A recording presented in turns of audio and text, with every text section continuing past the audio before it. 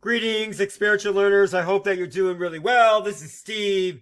I wanted to put in a quick plug for an item that sometimes students forget to submit as part of the conclusion of this course, and that is your timesheet. So we need to know that you have been actually putting in some time with your internship, whether that is virtual or in person. So we have this Qualtrics timesheet that hopefully you are aware of, that you are asked to put in your weekly hours, and then it will automatically be forwarded to your supervisor to confirm those hours. So be sure when you are completing the timesheet that you do correctly list your supervisor's email address. In the past, we've had a few students that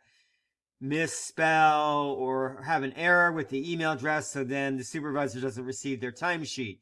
So this is really crucial that your timesheet get in to your supervisor so that they can then approve your hours. And you don't need to hit exactly the number of hours for the credits you're earning for your internship. For example, you need for each credit hour you're taking Psych 389, you need 45 hours put in with your internship. We're not going to micromanage you with that.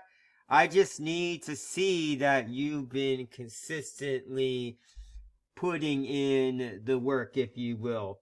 So please reach out to me if you have any questions about the timesheet. This is due next Monday along with everything else, December 11th. We want to get everything in so you can concentrate on your final exams for your academic courses. So again, please reach out to me if you have any questions, and thank you so much.